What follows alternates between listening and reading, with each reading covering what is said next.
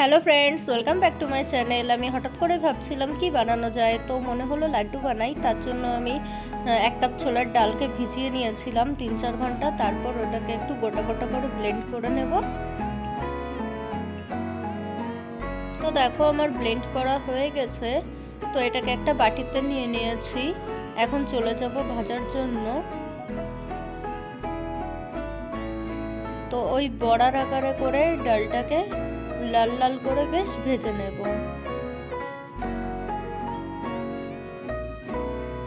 উল্টে পাল্টে ভালো করে ভেজে নিচ্ছি।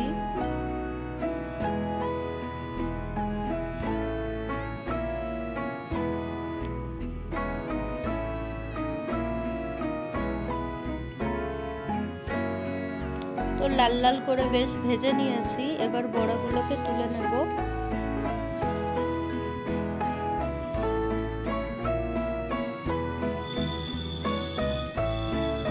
দেখো একটা বাটিতে নিয়ে নিয়েছি।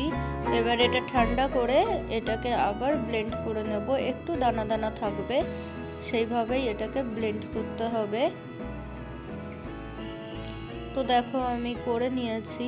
তারপর 1 কাপ চিনি নিয়ে নেব, আর সে 1 কাপ ওই কাপেরই 1 কাপ জল দিয়ে দেব।